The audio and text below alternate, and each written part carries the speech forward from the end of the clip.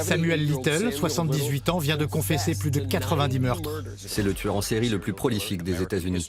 Le pire des serial killers vient d'être trouvé. Il s'appelle Samuel Little. Il a fait 93 morts. Ce type-là est passé en dessous des radars pendant quasiment 40 ans. Il est complètement en marge de la société. On ne sait pas trop d'où il vient et on ne sait pas trop qui il est. Il va se mettre à dessiner ses victimes, le souvenir qu'il a de ses victimes. Il y a quelque chose qui frappe, c'est la manière dont Samuel Little raconte. Physiquement, intellectuellement, sexuellement, il réalise ses fantasmes. Il aime passer à l'acte. No, she fight for her life. You don't fight for my pleasure. Pourquoi on a laissé ce type opérer comme il le voulait pendant autant d'années?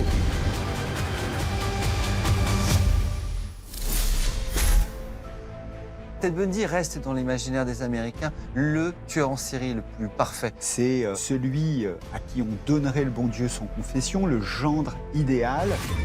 Quand on entend son nom, on pense à l'un des hommes les plus monstrueux de l'histoire des États-Unis et aussi l'un des plus fascinants. Il a le souci du détail effroyable. Et en fait, plus personne ne l'arrêtera à partir d'un certain moment.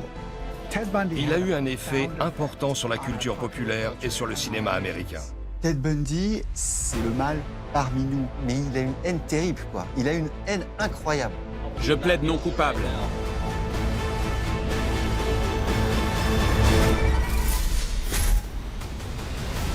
Dans le livre de Stephen King, ça, on a un clown tueur, mais c'était de la fiction. Mais John Wayne Gacy était un clown tueur et il était bien réel. Il a cette jouissance de faire du mal. Chaque jour, on avait de nouveaux gros titres. 3e corps, 8e corps. L'image du clown, qui est une image positive, devient une image diabolique à travers l'histoire de John Gacy.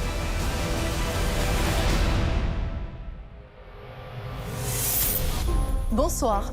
Ce soir, je vous propose une émission spéciale de Chroniques criminelles, un numéro entièrement consacré aux plus célèbres serial killers.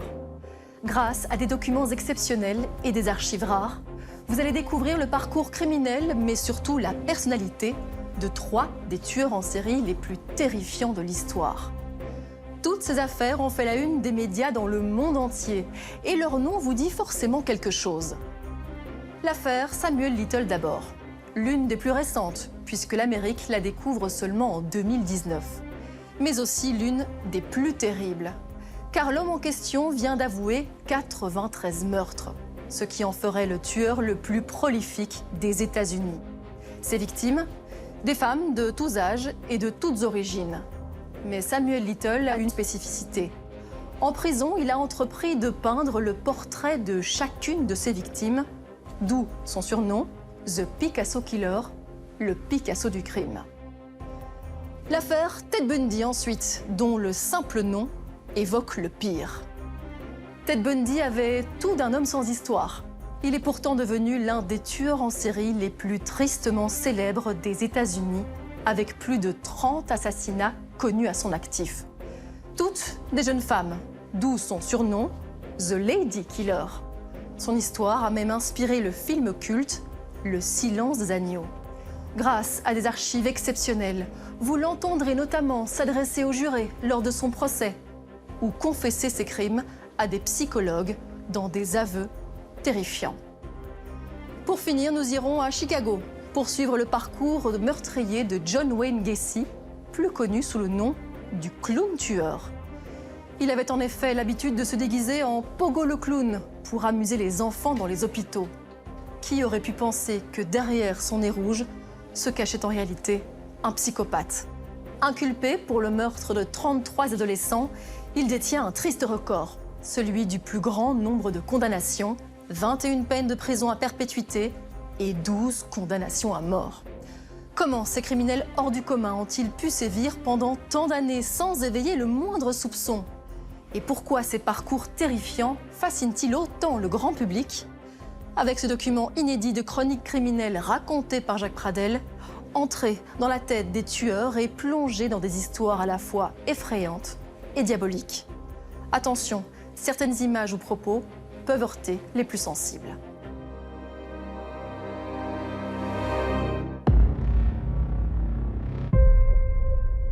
Ce qui est l'une des plus incroyables affaires de tueurs en série commence en juillet 1987, à Los Angeles, en Californie. Les policiers découvrent le corps d'une femme dans un terrain vague, au milieu des ordures. Elle a été violée et étranglée.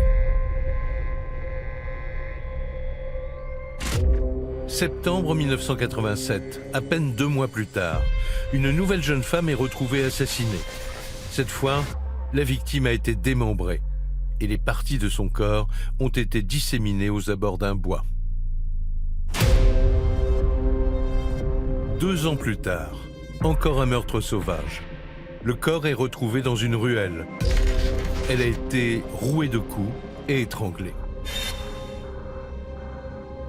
3 meurtres, 3 femmes sauvagement assassinées en moins de 2 ans dans les bas quartiers de Los Angeles. C'est le début d'une enquête hors norme qui va traumatiser l'Amérique tout entière et qui va permettre d'arrêter celui qui pourrait bien être le pire tueur en série de toute l'histoire des États-Unis.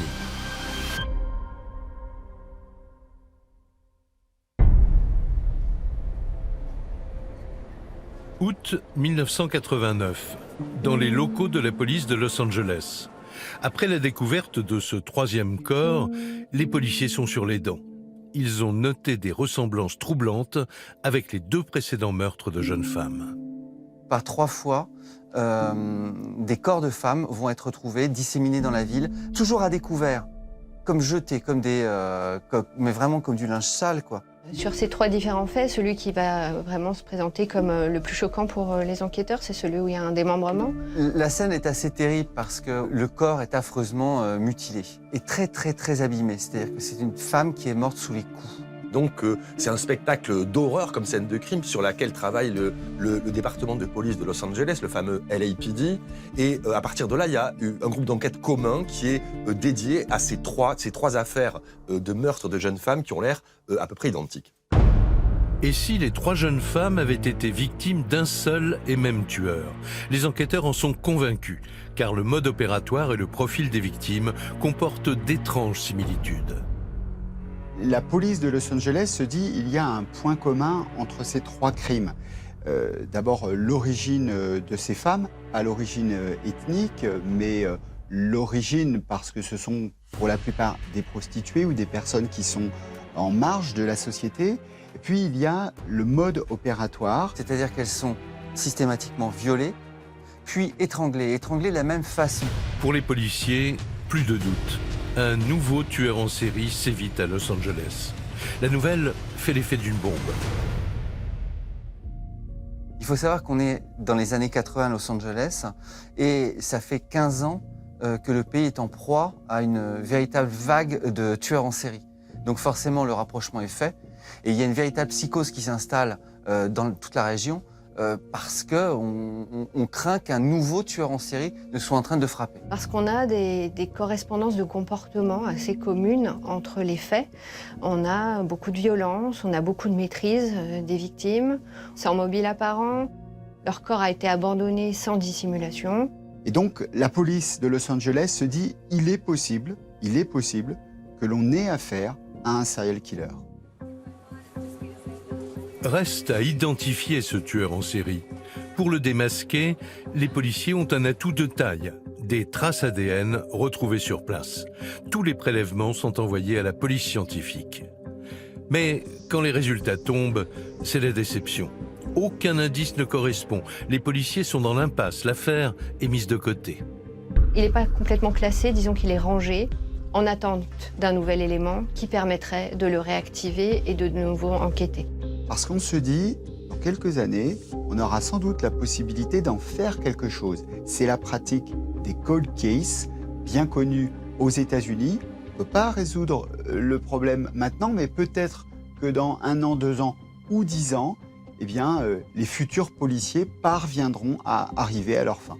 Et donc ces 3 dossiers rejoignent la pile déjà volumineuse des affaires non résolues en Californie.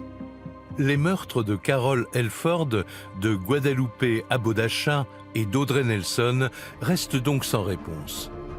Et il faudra attendre 23 ans pour que l'enquête connaisse un incroyable rebondissement auquel plus personne ne s'attendait.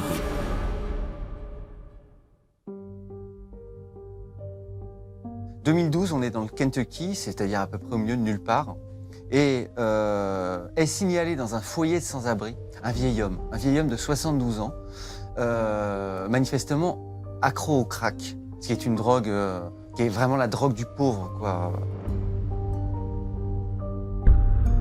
Ce sans-abri, plutôt tranquille, serait mêlé à un trafic de stupéfiants. Il a été dénoncé à la police pour possession et usage de drogue dans l'enceinte de son foyer. Et donc la police locale, comme elle le fait parfois, vient arrêter cet homme. Il s'appelle Samuel Little. Il a eu quasiment 70 ans. C'est pas vraiment quelqu'un de première jeunesse, mais c'est plutôt quelqu'un encore d'assez gaillard. Il est complètement en marge de la société. On ne sait pas trop d'où il vient et on ne sait pas trop qui il est. Samuel Little n'oppose aucune résistance. Il faut dire que pour une petite affaire de drogue, il ne risque pas grand-chose. Mais tout ne va pas se passer comme prévu. Se met en place l'enquête classique pour ce type d'infraction. Il est placé en garde à vue, des prélèvements sont faits, empreintes digitales, ADN, de façon très classique par rapport à ce qui est fait. Et cet ADN prélevé sur ce SDF est donc versé à la base de données du fichier central américain. Et là, bingo, comme on dit, ça match. Ça match sur quelle affaire, en fait?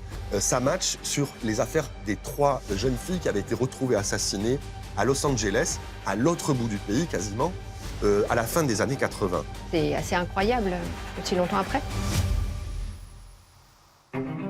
23 ans après, l'affaire des 3 jeunes prostituées assassinées est relancée. Et si l'implacable tueur en série recherché à la fin des années 80 était en fait ce vieil homme? La police du Kentucky prévient aussitôt ses collègues de Los Angeles et sans plus attendre, Samuel Little est extradé vers la Californie. En fait, il est un petit peu au bout du rouleau, on peut dire, Samuel Little. Il se déplace parfois en fauteuil roulant, il a des problèmes de diabète, il a des soucis de santé qui s'accumulent un peu. On n'est pas du tout, effectivement, sur le portrait attendu d'un tueur en série. On s'attend en général à quelqu'un d'assez intelligent, vif, sournois, enfin, on a plein de fantasmes autour de ça, alors que là, on est clairement face à un SDF professionnel, quoi. À peine arrivé à Los Angeles, le vieil homme est interrogé par les policiers. Samuel Little, face aux enquêteurs, est très froid, très sûr de lui, rejette toute implication, ne veut pas discuter et ne veut pas être approché. Il est très très fermé et très difficile d'établir un dialogue et un contact avec lui. Force est de constater qu'il tombe sur un mur parce que Samuel Little, tout affaibli qu'il soit, crie son innocence. En fait, il dit qu'il n'a absolument rien à voir avec ces affaires de crime qui remontent à plus de 20 ans, qu'il n'est jamais venu dans ces endroits à Los Angeles et qu'il n'a aucune raison de se retrouver en garde à vue à ce moment-là. Little campe sur ses positions et il s'enferme dans le silence. En fait, très vite, la police ne doute plus de la culpabilité de Little dans cette affaire. L'ADN a été vérifié. Il est certain, en réalité, que Little est le meurtrier, mais ils ne veulent pas aller au procès sans avoir obtenu des aveux. Et ça, c'est extrêmement important encore à cette époque-là. Il faut des aveux. Et ils n'en ont pas, parce que Little est le taiseux par nature. 2 ans plus tard, Samuel Little comparaît face au grand jury pour les 3 meurtres commis à la fin des années 80. Il encourt la prison à vie et il clame toujours son innocence. Mais il ne convainc pas les jurés. Les prélèvements ADN suffisent à le faire condamner à la perpétuité sans possibilité de libération.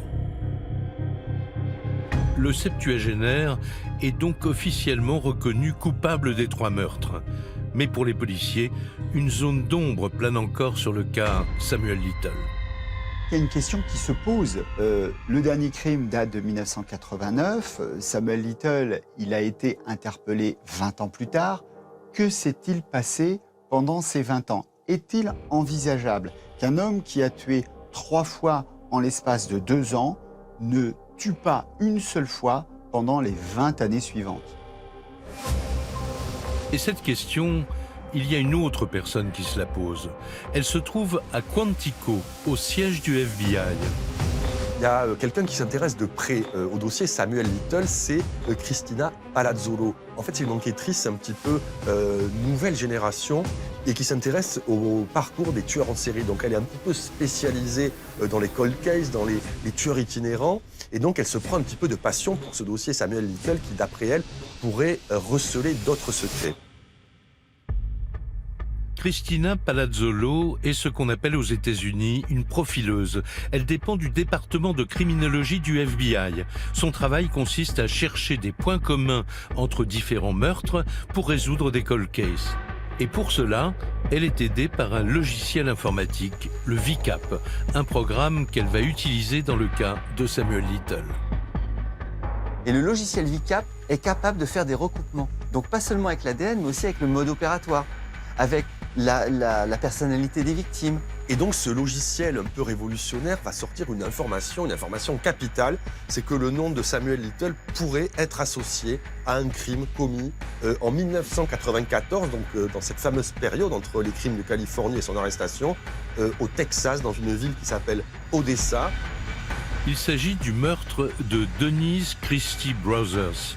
Portée disparue pendant un mois, elle est ensuite retrouvée morte dans un fossé. C'est une femme qui a été tuée dans des conditions similaires au crime de Los Angeles. Elle n'a pas exactement le même profil, mais il y a la strangulation, il y a aussi l'abandon sur le bord d'une route, et les enquêteurs se disent il peut être intéressant d'interroger Samuel Little sur l'affaire d'Odessa qui date de 1994. Pour Cristina Palazzolo, les ressemblances dans le mode opératoire entre le meurtre d'Odessa et les crimes de Los Angeles sont troublantes. Selon la profileuse, Little pourrait bien être l'auteur de ce 4e meurtre. Mais cette fois, il n'y a aucune preuve ADN pour le confondre. Alors, il n'y a pas de choix. Il va falloir réussir à faire parler le suspect. Cristina Palazzolo, elle a une intuition, c'est que pour arriver au bout de cette affaire, il faudra à un moment donné passer par des aveux. Et à ce moment-là, cet analyste a entendu parler d'un enquêteur texan qui a de bons résultats en termes d'audition et qui visiblement établit facilement le contact avec les suspects. La profileuse du FBI a déjà rencontré cet enquêteur chevronné d'une quarantaine d'années. Et surtout, elle connaît sa réputation, celle d'un policier expérimenté, capable de faire passer aux aveux même les criminels les plus endurcis. Alors elle fait le pari de lui confier cette mission délicate. Il n'a pas du tout le même profil qu'elle. Il s'appelle James Holland, il a un petit peu l'allure du cow-boy, il a toujours un Stetson sur la tête. Il a l'air plutôt sorti d'un western, je dirais, que d'une série policière sur le FBI. James Holland, c'est un Texas Rangers qui ne correspond pas du tout à l'agent du FBI et à son costume en noir et blanc. Il est en revanche connu pour être capable de rentrer dans le cerveau des criminels. C'est un Texan pur jus.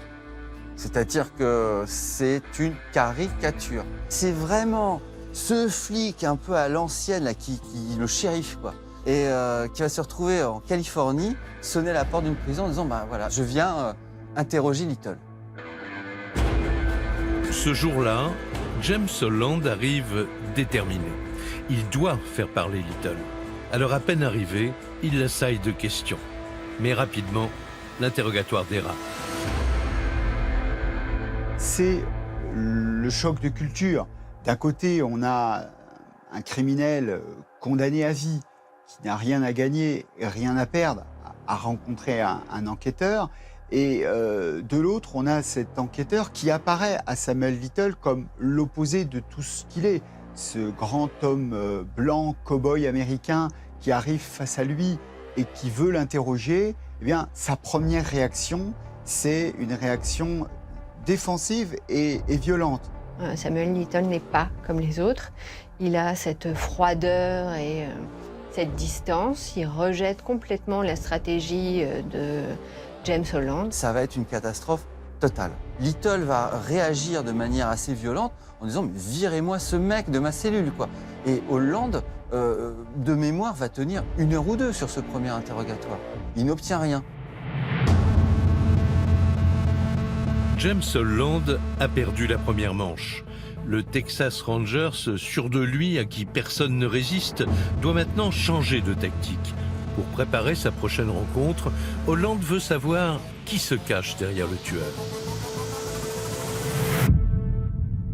Et donc, il va décider de reprendre à zéro toute la biographie de Samuel Little depuis son enfance jusqu'à la date d'aujourd'hui pour voir s'il n'y a pas une faille dans ce parcours.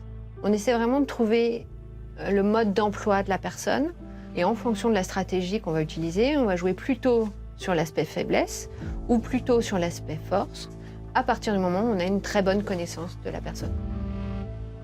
L'enquêteur va donc se replonger dans l'enfance de Samuel Little. Et cette vie débute en 1940 en Géorgie, au sud-est des États-Unis. Samuel Little, c'est tout sauf la vie du grand rêve américain. En fait, il naît quasiment en prison. Sa mère est emprisonnée au moment où elle accouche. Sa mère est prostituée, et donc Little peut la connaître. De père, il n'en a pas. La seule tâche à peu près qu'il a dans sa vie, c'est sa grand-mère maternelle qui va finalement l'élever. Mais le milieu est extrêmement marginal, pauvre. Il grandit entre la prostitution et les ghettos et devient très vite un délinquant, en commençant par voler un vélo et puis participer à des cambriolages. Il sera incarcéré très tôt dans une maison de mineurs. Il va faire comme ça des allers-retours entre chez sa grand-mère et la maison de correction jusqu'à 15 ans ou 16 ans, où là, il va finalement, pas être chassé, mais presque de chez sa grand-mère, et il va commencer une longue errance.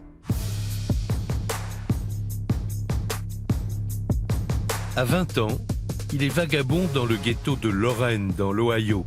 Samuel fait ses armes dans la rue, et c'est là qu'il se fait remarquer. Il vit de larcins, de vols, de bagarres. Et la seule chose qui finalement marche le mieux, c'est ses poings. Samuel Little n'a qu'un seul talent. Dès l'adolescence, il fait de la boxe. Il a un vrai talent de boxeur. Little devient voleur professionnel et boxeur de seconde zone. Il enchaîne des matchs clandestins dans les sous-sols du ghetto avec à la clé de l'argent facile et surtout l'espoir de devenir professionnel. Mais cette vie en souterrain ne décolle pas. Finalement, l'échec de son parcours sportif va probablement mettre fin à toutes ses illusions de sortir de sa condition. Et finalement, il va s'enfoncer dans la délinquance, puis dans la criminalité. À 35 ans, Samuel Little a été arrêté 26 fois dans plus d'une dizaine d'États américains, ce qui est quand même un bon palmarès par rapport à son âge. Et donc la principale interrogation de James Holland, c'est de se dire à quel moment est-ce qu'il y a eu une faille pour que Samuel Little passe de ce parcours de petit délinquant itinérant à celui de criminel et peut-être de criminel en série. James Holland découvre que Samuel Little est avant tout un enfant blessé, sans famille et sans attache. Pour cette deuxième audition, le Ranger va changer de stratégie. Il gomme son côté autoritaire et il joue maintenant la carte du respect, presque de l'amitié. Lorsque James Holland revient devant Samuel Little, eh bien, il a conscience qu'il a une mission, c'est d'obtenir un climat de complicité, de créer un lien de bienveillance qui permettra à Samuel Little de se confier. James Holland mise notamment sur des petits détails, mais qui peuvent tout changer. Pour ce nouvel interrogatoire, il décide par exemple de ne pas arriver les mains vides. James Holland vient avec une pizza et la boisson préférée, un soda qui est très populaire aux États-Unis, qui s'appelle le Dr Pepper. C'est pas aussi connu que le Coca-Cola, mais quasiment. Et en fait, Samuel Little est fan de Dr Pepper. Il vient lui apporter ça pour lui dire je te reconnais comme un être humain, sans jugement, sans dégoût par rapport à ce qu'il a fait, ça c'est important aussi. Et c'est pour ça qu'il vient avec ça et qu'il établit ce vrai lien de confiance. Au début, ils reviennent à un coup de poing de 1960, une bagarre de 63, 64. On remonte comme ça tout le fil et Little se livre. Et comme il se livre, il est emporté finalement dans sa confession jusqu'à celle qui mènera en fait à de nouveaux meurtres.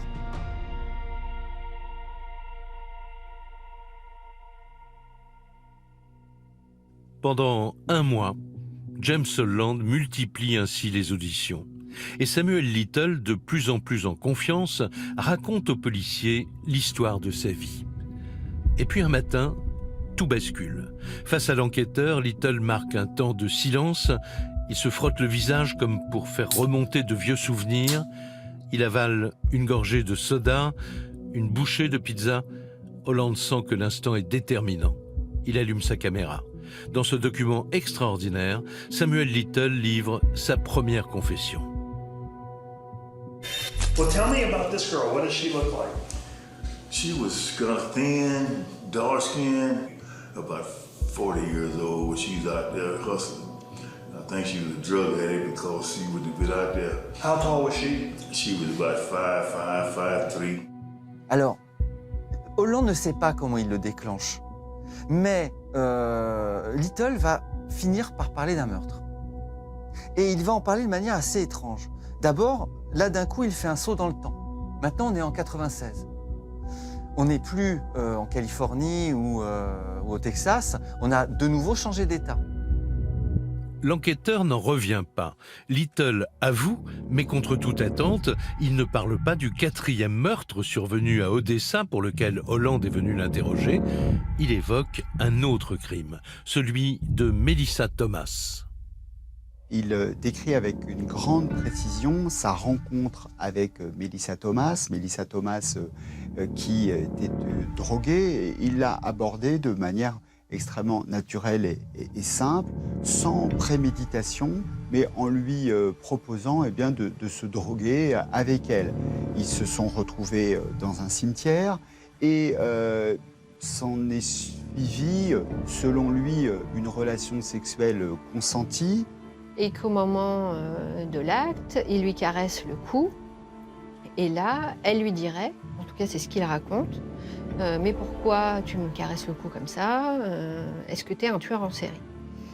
Et sur un ton plus ou moins de plaisanterie, ce qui fait en fait dégoupiller Samuel Little, c'est toujours ce qu'il raconte, et qui le rend fou, qui lui fait serrer à ce moment-là le cou de la jeune femme, qu'il l'étrangle et qu'il abandonne son corps près du cimetière sous un noyer. Little raconte le crime dans les moindres détails. Holland a percé la carapace du tueur, mais il reste impassible. Il ne change rien à sa stratégie. D'autant qu'il en est désormais convaincu, Samuel Little a d'autres meurtres à avouer. Reste à savoir combien. Ce qui sidère James Holland face à Little à ce moment-là, c'est autant le récit du crime qui est en train de se dérouler que la précision quasi chirurgicale des souvenirs de Little. Il a ce détail qui glace le sang en fait du flic qui dit on était sous un noyer. C'est-à-dire, il n'a même pas dit sous un arbre, on est sous un noyer. Il a une précision, une mémoire extraordinaire. Les souvenirs de Little semblent intacts. Holland continue de le faire parler. Et le tueur continue d'avouer de nouveaux meurtres, encore et encore. Et toujours avec d'incroyables détails, comme pour cette femme qu'il aurait assassinée près de Little Rock, dans l'Arkansas. North Little Rock. Tell me what that girl looked like. Oh man, I loved her. I forget her name. Oh wait, I think it was Ruth. Okay. She was a heavy-set, big old yellow gal, and had buck teeth. It had a gap between the teeth, that's what it was.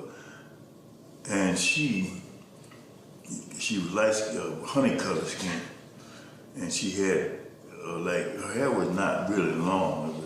Now, where did you meet her at? Okay, down there in the crack house, her and about 6 other girls were sitting on the porch. The dude selling crack in there. I stopped to go in there. I seen the girls, that's why I stopped. We stayed together 2 days or more. I think about 3 days. I whooped off the road and back into that little woods. It was a cornfield back there. I pulled through it, and on the other side of the cornfield was a trash pile. I parked the car facing out where I could see anybody coming in. So I pulled her out of the car.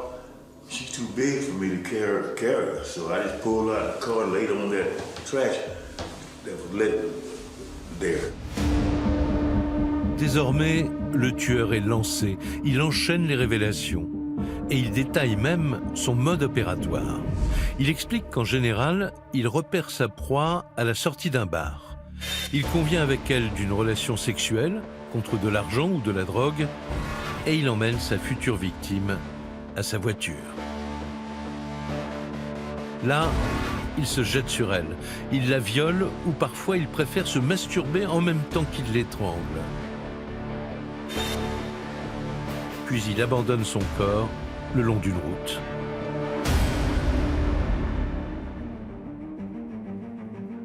Pendant des semaines, face au ranger Holland, Samuel Little se confie. Et à mesure qu'il remonte le temps, la liste augmente. 10, 20, 40, 60, 80. Le nombre de victimes semble ne jamais s'arrêter. Une question obsède l'enquêteur. Jusqu'où Little va-t-il remonter? Comment cette folie meurtrière a-t-elle commencé? Après 4 mois d'audition, Holland a enfin la réponse. Little lui révèle son premier meurtre. Il y a quelque chose qui frappe, c'est la manière dont Samuel Little raconte cet événement. Il le raconte avec un sourire qui laisse à penser qu'il se souvient avec beaucoup de plaisir de ces moments-là. Il a l'air de revoir la scène dans ses yeux et de s'en repaître. Et il y a même un signe annonciateur qu'Holland raconte, c'est qu'en fait, dès que Little rentrait, comme on dit, dans le vif du sujet, en fait, sa jambe commençait à frétiller. Elle sautillait comme ça, comme si, allez, on y va là. Alors, on va raconter comme s'il était face à un match de foot avant le but, quoi. Tout a basculé un jour d'été 1970. À l'époque, Samuel Little a tout juste 30 ans et il vit en Floride. Et c'est dans une banlieue pauvre de Miami qu'il croise la route d'une jeune femme, Mary Brosley. Il s'en souvient par cœur. Il donne des détails fascinants, quoi. Il raconte qu'il se souvient très bien de son collier de chaîne. En fait, il se souvient du cliquetis de la chaîne de son collier pendant qu'il la viole. Et en fait, c'est quelque chose qui a marqué son esprit, et de la voir mourir entre ses mains, ça l'a provoqué une sorte de jouissance extrême. Ce plaisir de possession de la vie d'autrui, en fait, ce qu'il raconte comme une vraie jouissance, une découverte. Et il sait qu'à partir de maintenant, il ne pourra plus s'arrêter. Physiquement, intellectuellement, sexuellement, il réalise ses fantasmes. C'est très bon pour lui. Il aime. Il a beaucoup de plaisir. Quand vous mangez du chocolat et qu'il est tellement bon, vous reprenez un deuxième carré. Et bien lui, c'était pareil. Il a tellement aimé ce qu'il a fait qu'il a recommencé.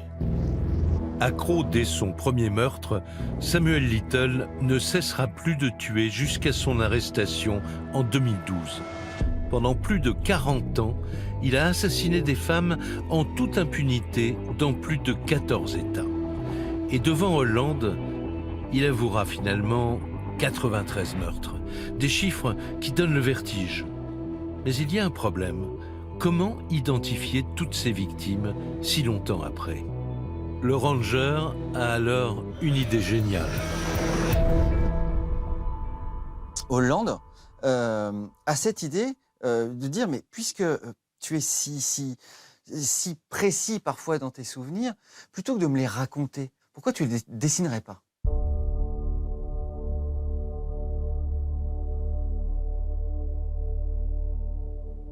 Little va se retrouver avec une boîte de crayons de couleur, hein, comme à l'école, quoi.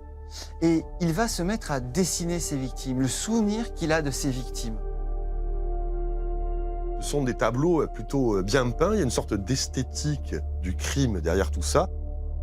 Il a aimé redessiner des visages, ce sont tous des visages en souffrance, hein.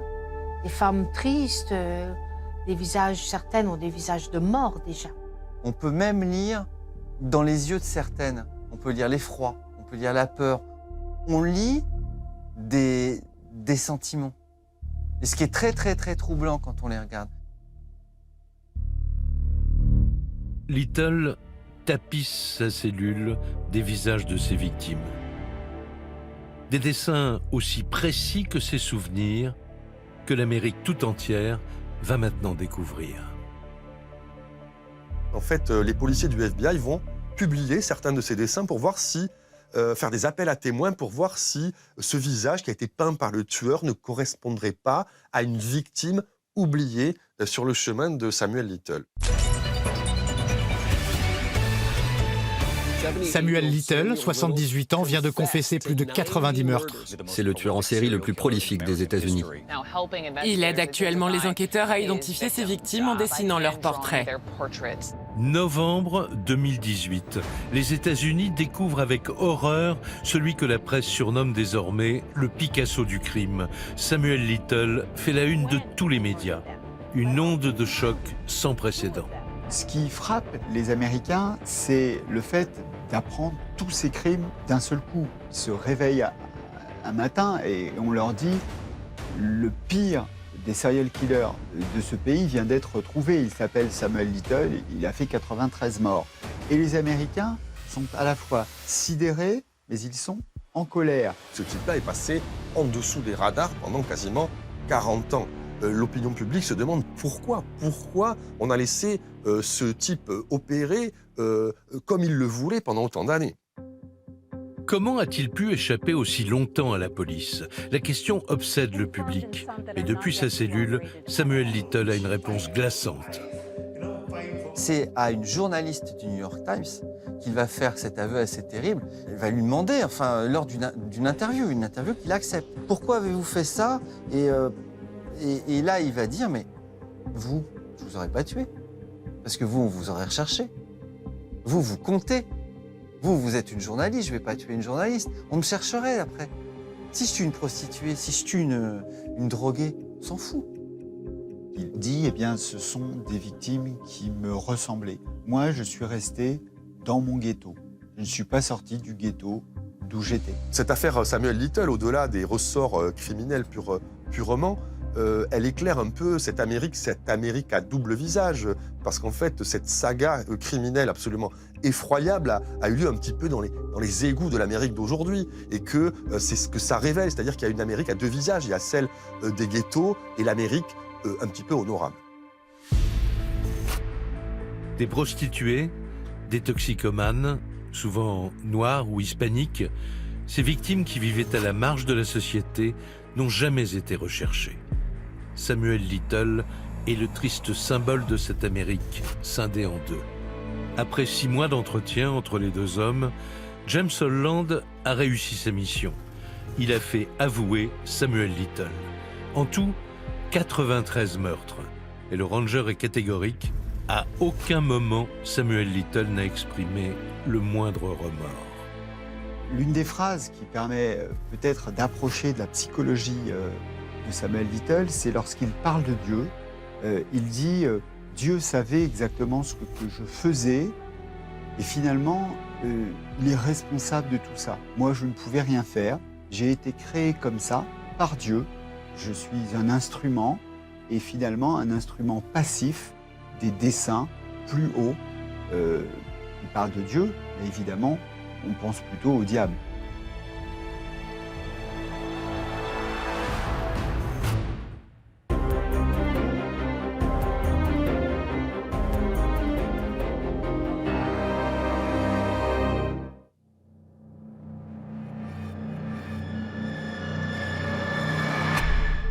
Ted Bundy, la star des tueurs en série, le plus tristement célèbre des États-Unis. Ted Bundy reste dans l'imaginaire des Américains le tueur en série le plus parfait. Il a eu un effet important sur la culture populaire et sur le cinéma américain. Séduisant, intelligent, charismatique, Ted Bundy est irrésistible. Pourtant, il incarne le visage du mal absolu. C'est celui à qui on donnerait le bon Dieu sans confession, le gendre idéal. Quand on entend son nom, on pense à l'un des hommes les plus monstrueux de l'histoire des États-Unis et aussi l'un des plus fascinants. Il a tué, violé et mutilé plus de 30 femmes à travers tout le pays. Il a une haine terrible, quoi. Il a une haine incroyable. Et en fait, plus personne ne l'arrêtera à partir d'un certain moment. Un tueur incontrôlable au parcours judiciaire hors norme. Je plaide non coupable. C'est un des procès les plus délirants des États-Unis. C'est-à-dire que Ted Bundy a décidé de se défendre lui-même. Mais pourquoi Ted Bundy fascine-t-il autant l'Amérique ?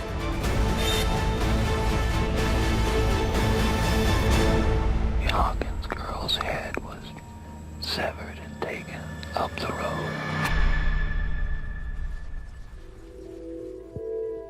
Ted Bundy naît en 1946 sur la côte est des États-Unis. Dès son plus jeune âge, il est élevé par ses grands-parents qui lui cachent un terrible secret de famille. Pendant son enfance, on lui a fait croire que sa mère était sa grande sœur. Ça a été mensonge sur mensonge dès tout petit. L'identité de son père n'a jamais pu être confirmée. Et selon certains membres de sa famille, son grand-père pourrait être en réalité son père biologique. Ted pourrait alors être le fruit d'un inceste. Il grandit dans le mensonge et il est loin d'imaginer la vérité sur ses origines. Mais à l'adolescence, toute sa vie bascule.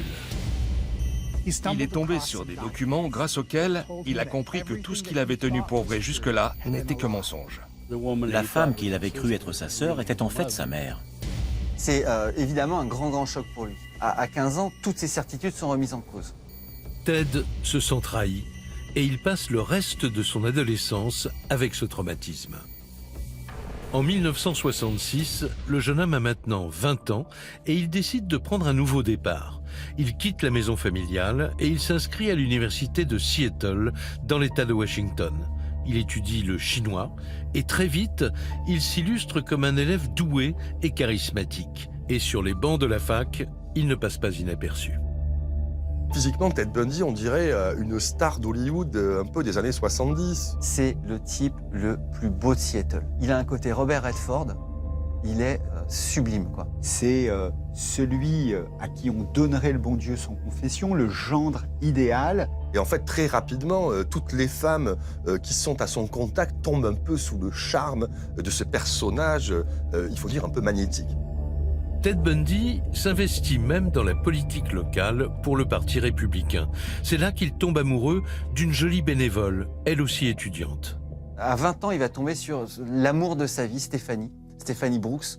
Et Stephanie est une grande brune fine, aux cheveux longs avec la raie au milieu. C'est très important parce qu'on va retrouver cette figure précisément dans quasiment toutes ses victimes. Les deux amoureux ne se quittent plus. Ted est sur un petit nuage. Il a rencontré la femme de sa vie. Il est brillant dans les études, tout lui réussit. Mais son bonheur ne dure pas. 1 an et demi plus tard, alors qu'il entre en 3e année à l'université, Ted voit tous ses rêves se briser. Stephanie lui reproche son manque de maturité et elle le quitte brutalement. Ted est dévasté par cette rupture. Il abandonne même les cours jusqu'à la fin de l'année et il se laisse sombrer. D'abord, il va errer dans ses études, il va mettre beaucoup de temps avant d'accorder de nouveau sa confiance à une femme. Ted retrouve finalement un sens à sa vie. 1 an plus tard, en 1969, il a de nouveaux projets. Il s'inscrit à des cours de psychologie. Et c'est encore à l'université de Washington qu'il rencontre celle qui sera son 2e amour. Elle est secrétaire à la fac et elle s'appelle Liz. Mais elle est loin d'imaginer que sous ses airs de gendre idéal, il cache un côté bien plus sombre. Ted Bundy était un homme charmant, intelligent, séduisant. Il avait juste un truc qui clochait. Il aimait tuer des femmes. C'est en février 1974 que le parcours criminel de Ted Bundy commence. Pour la police, c'est à l'université de Washington qu'il aurait commis son premier meurtre. Il est 23 heures quand Linda Ann Healy, une jeune animatrice de radio de 21 ans, boit un verre dans un bar. Ted est seul au comptoir. Il ne la quitte pas des yeux. Puis il la suit pas à pas. La dernière fois que Linda Ann Healy a été vue, c'est dans sa chambre, dans la maison qu'elle occupait avec 4 autres jeunes femmes sur le campus de l'Université de Washington. Vers 22 heures, Linda se met au lit. Ted Bundy s'introduit alors silencieusement dans la maison.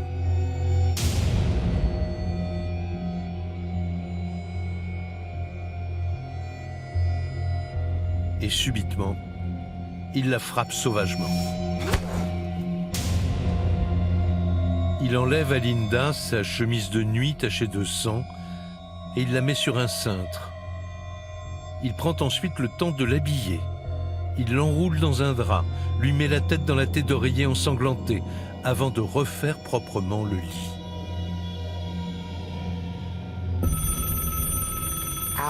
Quelques heures plus tard, quand ses collègues de la radio ne l'ont pas vu débarquer, ils ont appelé chez elle et c'est là que sa disparition a été constatée.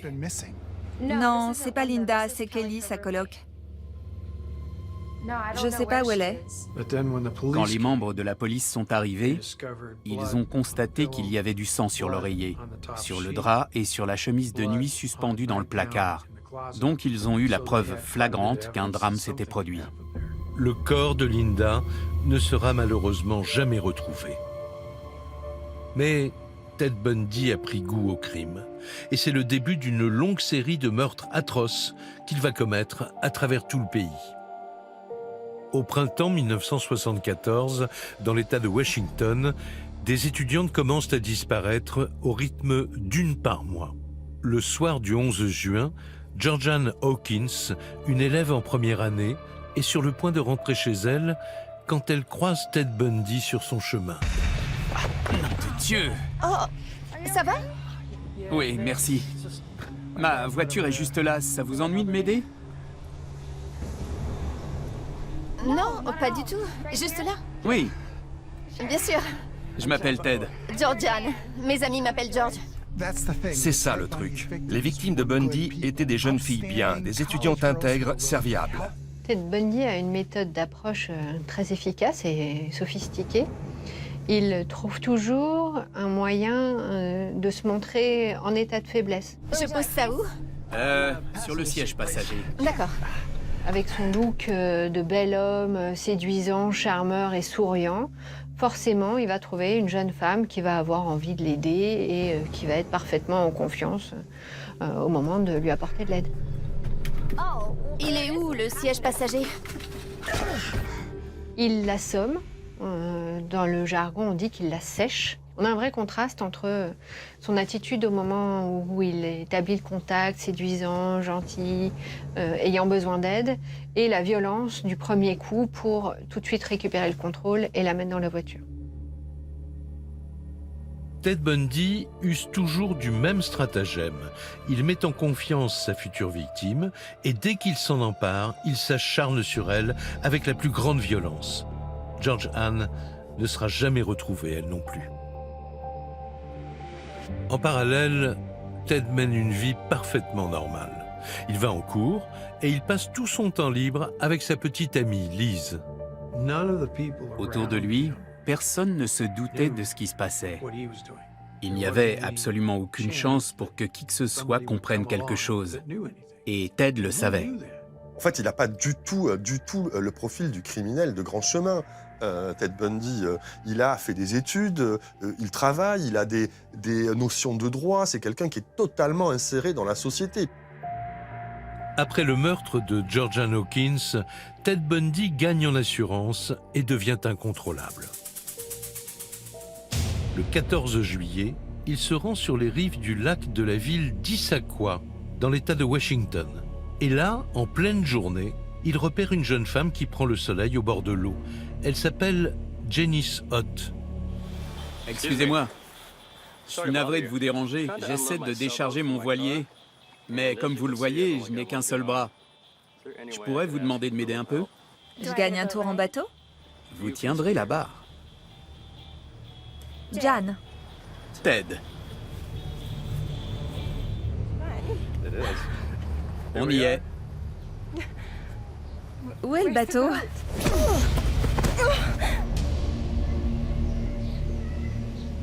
C'est comme si Ted Bundy avait besoin de sensations encore plus fortes que l'excitation du meurtre. Il voulait aller toujours plus loin. C'est des coups, des coups, des coups, des coups tout de suite. Avec une violence, il a une haine terrible, quoi. Il a une haine incroyable. Janice Ott devient sa 7e victime. Mais Ted Bundy ne résiste pas à l'envie de recommencer. Enivré par le goût du meurtre, il joue avec le feu et n'hésite pas à retourner au même endroit 2 heures plus tard. Il aborde cette fois une jeune fille de 18 ans, Denise Naslund. Excusez-moi, bonjour.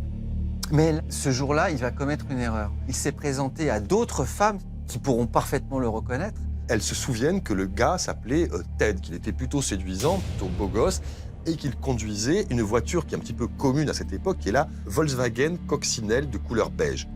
Pour la première fois, la police dispose du signalement d'un homme prénommé Ted. Et les témoins sont unanimes. Il est bel homme, mince, élégant, il inspire confiance. Aussitôt, les enquêteurs établissent un portrait robot et le diffusent. Les journaux s'emparent de la nouvelle. 8 femmes ont disparu en l'espace de quelques mois. Et cet article éveille les soupçons d'une personne en particulier. C'est Liz, la petite amie de Ted Bundy. Plus Liz y pense, plus elle se rend compte à quel point son petit ami est bizarre et à quel point il fait peur. Elisabeth va être la première témoin de la dégradation de son état parce qu'elle a des relations intimes avec lui, elle va constater des relations de plus en plus violentes, de plus en plus perverses. Il est assez attiré par ce qu'on appelle le bondage, c'est-à-dire il l'attache. Et il peut parfois aussi l'ausculter la nuit. Elle se souvient de moments où elle se réveille, où en fait lui est debout en train de la regarder de manière assez étrange avec notamment une lampe torche. Et évidemment, elle est très effrayée par ce comportement, alors qu'il peut avoir par ailleurs un visage extrêmement lisse lorsqu'il est en société. Liz tente à plusieurs reprises de prévenir les enquêteurs. Allô, oui, bonjour. Je sors avec un garçon et il correspond à la description et au portrait robot qui circulent dans les journaux. Mais la police, qui reçoit jusqu'à 200 appels par jour, n'entend pas ces messages. Et Ted Bundy continue à tuer des jeunes femmes en toute impunité. Pour les policiers qui traquent le tueur, la tâche s'annonce difficile. Robert Keppel, jeune inspecteur en charge de l'enquête, n'a alors que peu d'éléments pour comprendre ces meurtres. Il s'était débarrassé, on ne sait où, des vêtements, des sacs à main, de toutes les affaires qui appartenaient aux victimes. On n'a rien retrouvé. On ne savait pas de quoi cet homme était capable et il pouvait être n'importe où. On se retrouvait avec plus de questions que de réponses. Ce qu'on avait, c'était des victimes qui avaient été poignardées. D'autres avaient des blessures à la tête. Et il va les violer, post-mortem parfois, alors qu'elles viennent juste de mourir, parfois avant de les avoir tuées. Il va commettre des pires atrocités. Et il y a quelque chose de surprenant chez Ted Bundy, c'est qu'une fois le crime accompli, il y a tout un rituel qui se met en place. Pendant des heures, il va s'occuper de ses victimes. Il peut s'en occuper en les changeant. Il peut aussi les maquiller, il aime beaucoup les maquiller. Il va passer du temps à en maquiller certaines. On a souvent dit que pendant des heures, c'est comme s'il jouait à la poupée. À l'époque, on ne parle pas encore vraiment de tueur en série. Beaucoup pensent même que cela n'existe pas. Mais pour Robert Keppel, le profil des victimes ne laisse pas de place au doute. Il s'attaque toujours à des étudiantes minces, brunes, avec la raie au milieu. Il en est convaincu, il a affaire à un seul et même tueur. Ted Bundy sent que l'étau se resserre. Alors pour échapper à la police, il change d'état. Il est parti étudier le droit dans l'Utah et il s'est installé là-bas. Donc les meurtres ont cessé à Seattle. et ils ont commencé dans l'Utah. Ted Bundy vit maintenant à Salt Lake City, où il est inscrit en faculté de droit. Ici, il est hors de tout soupçon. À peine arrivé dans l'Utah, pourtant, il fait déjà 3 victimes. Une parfaite machine à tuer. Sa prochaine proie s'appelle Carol Daranch. Excusez-moi, votre plaque est bien KADL 32 ? Oui. Je suis l'agent Roseland. Quelqu'un a forcé votre voiture. Ah bon? Oui, on a une description, mais il va falloir que vous fassiez une déposition. Comment je dois faire ça? Je peux vous emmener au commissariat, c'est pas loin. L'instinct de Carol lui dit que quelque chose ne va pas, mais elle n'a que 18 ans. Et elle n'écoute pas cette petite voix qu'elle a dans la tête.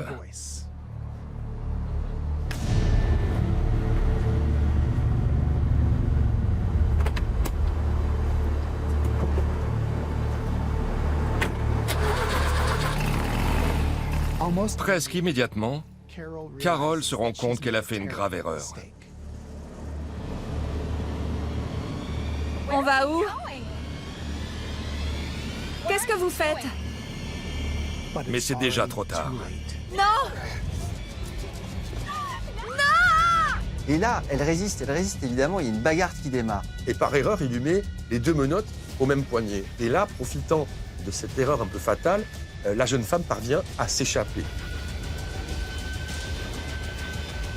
Carol fait ce que des dizaines de filles n'ont pas réussi à faire. Elle échappe à Ted Bundy.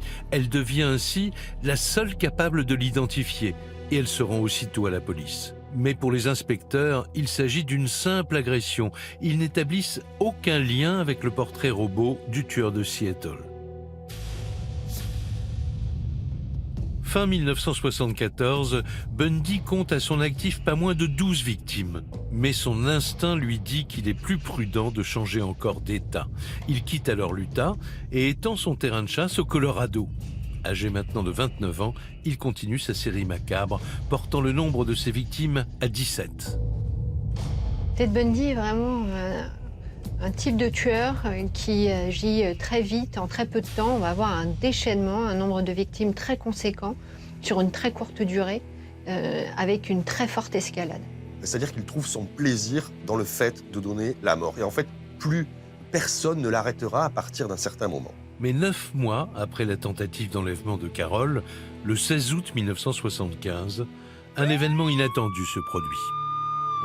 Au nord, sur la 21e et Elm Street, j'ai une coccinelle phare éteint qui refuse de s'arrêter. Cette voiture qui refuse de s'arrêter, c'est celle de Ted Bundy. Mais les policiers n'ont aucune idée de qui il est vraiment. Les policiers décident de fouiller la voiture et ce qu'ils trouvent leur glace le sang. Pour la police, c'est le kit du parfait tueur en série. Alors les enquêteurs fouillent l'appartement de Bundy de fond en comble. Et là aussi, ils remarquent des objets suspects. Mais surtout, ils font enfin le lien avec le témoignage de Carol Daranch.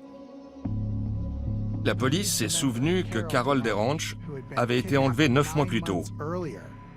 Donc, ils lui ont montré plusieurs suspects et elle a tout de suite désigné Ted Bundy. Elle a dit « c'est l'homme qui m'a attaqué et a essayé de me tuer ».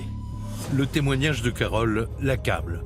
Ted Bundy est inculpé pour enlèvement et agression. Il est placé en détention dans l'attente de son procès. C'est une affaire vite réglée et on a des preuves matérielles et un témoin oculaire. Carol Daranch a été un bon témoin. Certains avaient des doutes, mais elle était sûre et elle n'a rien lâché. Bon, il n'est pas très bavard, Ted Bundy, mais vu le type de personnage auquel ils ont affaire, vu les objets qu'ils ont retrouvés dans sa voiture, les enquêteurs se demandent s'ils n'ont pas affaire à un type un peu dérangé, un pervers et pourquoi pas un tueur en série. L'affaire Bundy a commencé à faire parler d'elle et les autres polices locales ont commencé à faire le lien avec leur dossier. À 2000 km de là, Robert Keppel et son équipe apprennent l'arrestation de Ted Bundy. Et eux aussi font le lien avec leurs affaires, toujours irrésolues dans l'État de Washington. Le fait que tous ces meurtres aient suivi les déplacements de Ted Bundy de l'État de Washington à l'Utah ne pouvait pas être une coïncidence. Pour en savoir plus, ils interpellent celle qui est toujours sa petite amie, la fameuse Liz. Ils ignorent les messages qu'elle avait pu laisser à la police locale à l'époque. Et ils commencent leur interrogatoire. A-t-elle remarqué chez Ted un comportement suspect? Il y a certains objets dont je ne comprends pas l'usage. Comme quoi? Comme des béquilles et de quoi faire des plâtres. Des plâtres? Oui, des plâtres pour le bras par exemple. Et il gardait une petite hache sous le siège de sa voiture. Des objets suspects retrouvés dans sa voiture, des témoignages accablants. Pourtant, il n'est toujours pas inquiété pour les affaires de meurtre. Il est seulement jugé pour l'enlèvement de Carol Daranch. Et il écope d'une peine de prison de 15 ans. Mais Bundy clame son innocence, comme en témoigne ce document exceptionnel. Sure, I get angry.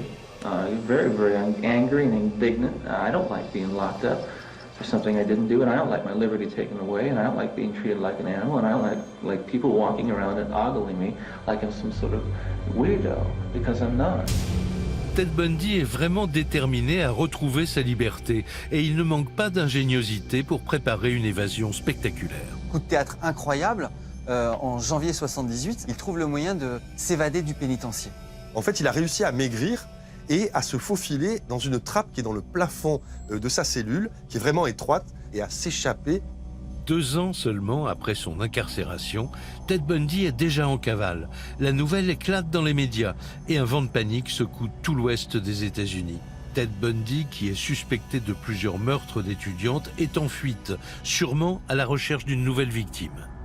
La psychose de savoir que Ted Bundy peut traîner, elle est essentiellement dans la partie nord-ouest du pays.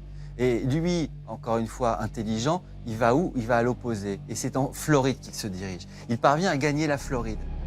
Et c'est là que Ted Bundy deviendra incontrôlable. Il va donner libre cours à une folie meurtrière sans précédent dans les annales du crime. Ted Bundy arrive en bus à Tallahassee, en Floride, où se trouve l'université d'État. Il y a là de belles étudiantes brunes, partout où le regard se pose.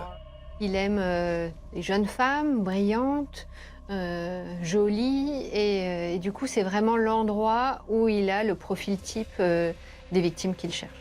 Ted Bundy est arrivé en terre promise. Il est comme un enfant dans une confiserie. Il se fond dans la foule universitaire de Tallahassee. Il jette son dévolu sur une maison étudiante de filles, Chi Omega. C'est là qu'il compte agir pendant la nuit. Ted Bundy a comme particularité, comme tueur, d'avoir eu sa nuit de l'horreur. C'est vraiment la nuit de l'explosion de la violence de Ted Bundy. C'était une nuit très très froide. Et parfois, le verrou à côte se bloquait. Il ne se refermait pas bien. Donc ça a été un terrible manque de chance. Bundy entre dans la résidence par une porte arrière. Il est armé d'une matraque qu'il cache enroulée dans un tissu. Puis il monte silencieusement les escaliers et il entre dans la chambre de Margaret Bowman, 21 ans.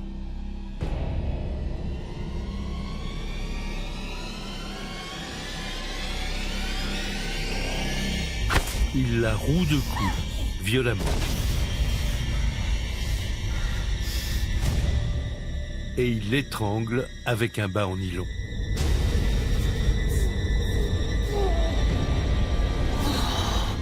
Ma chambre était juste à côté de celle de Margaret. Nos 2 lits étaient contre le mur mitoyen. Et je me suis réveillée parce que j'avais entendu quelque chose. Mais Diane se rendort. Selon la police, c'est Liza Levy, 21 ans, qui a été la victime suivante.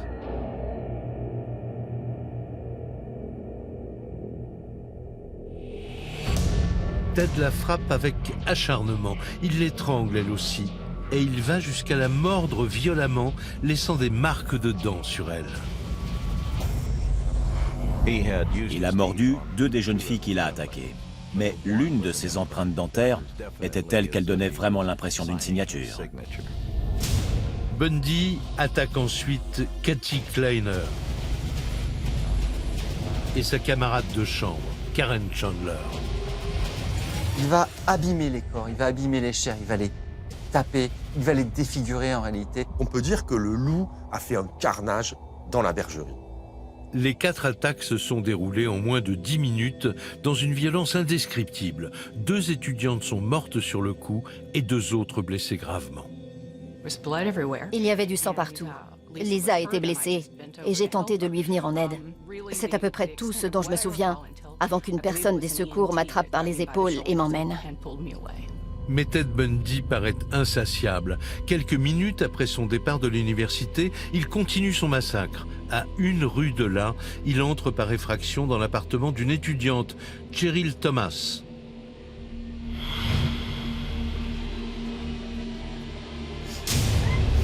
Il se jette sur elle et il lui brise la mâchoire, puis la laisse pour morte. Plus rien ne semble l'arrêter. Ted Bundy est comme possédé. Le tueur a surgi de la nuit et y est retourné avec une aisance qui déroute la police et terrifie nombre d'étudiantes. Après le massacre de Tallahassee, Ted Bundy est l'ennemi public numéro 1. Le tueur est maintenant recherché dans tout le pays. Les médias lui attribuent une 30aine de meurtres potentiels et les Américains sont terrorisés car rien ni personne ne semble pouvoir l'arrêter. 3 semaines après le massacre de Chi Omega, Ted Bundy commet un autre meurtre.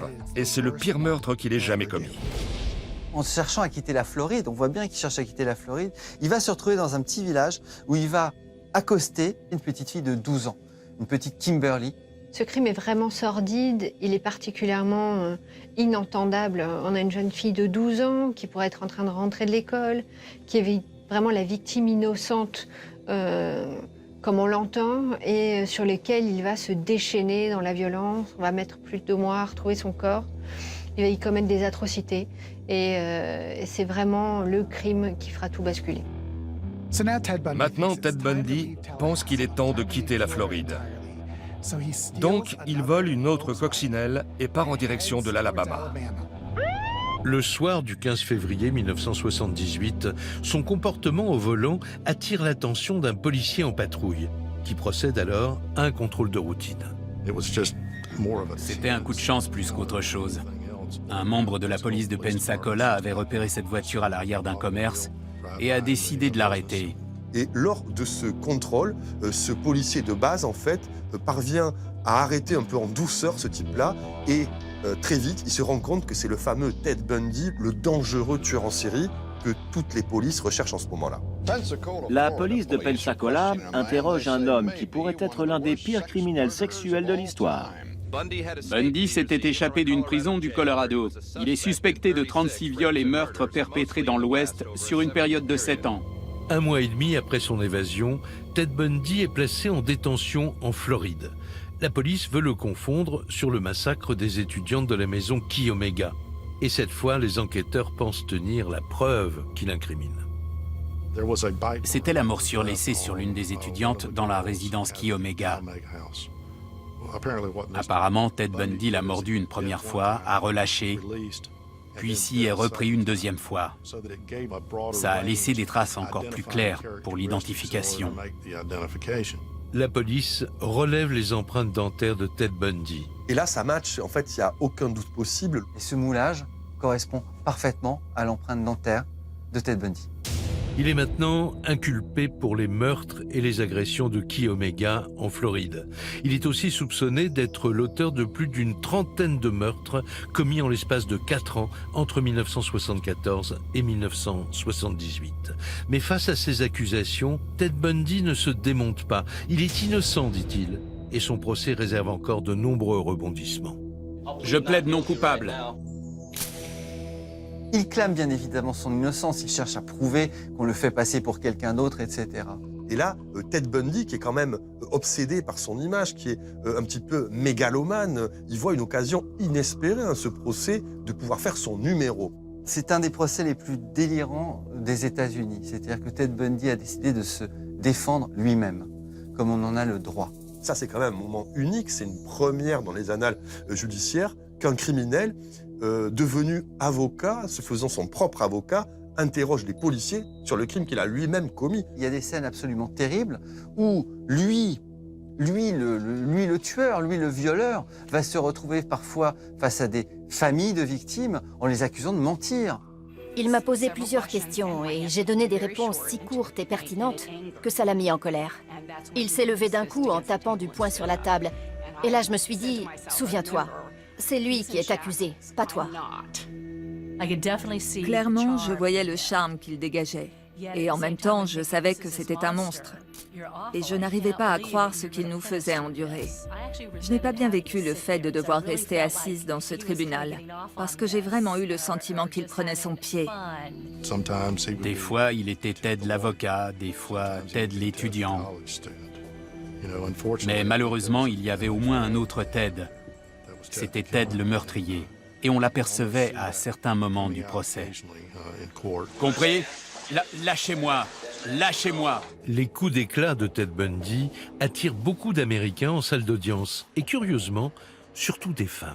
L'auditoire est composé de femmes, de jeunes femmes, contemporaines des 5 étudiantes agressées dans leur lit il y a 1 an et demi. On se dit, oh non, je vais être la prochaine. Je n'ai pas peur, il n'a pas la tête d'un tueur. Il y a un effet magnétique de ce type qui est beau gosse, qui parle tel un avocat, tel un ténor du barreau pour défendre sa tête, parce qu'il risque quand même la peine de mort, il ne faut pas l'oublier. Et il y a ces femmes qui sont hypnotisées par ce type, ce beau parleur, qui fait le numéro dans le tribunal. Si certaines spectatrices sont sous le charme, un témoin clé arrive à la barre et elle sait de quoi Ted Bundy est capable. Elle s'appelle Nita Neary. C'est elle qui l'a vu dans la maison étudiante cette nuit-là. Le témoignage de ce témoin oculaire était essentiel à l'affaire. C'était même sans doute l'un des témoignages les plus importants du dossier. Vous rappelez-vous l'homme que vous avez vu à la porte de Chi Omega? Oui? Oui. Désignez-le nous. Nita Neary désigne Bundy formellement. Acculé par des preuves irréfutables, Ted Bundy est déclaré coupable des meurtres de Chi Omega. Il est condamné à la peine de mort. Cette cour, indépendante du jury, mais en accord avec lui, condamne à mort l'accusé Theodore Robert Bundy.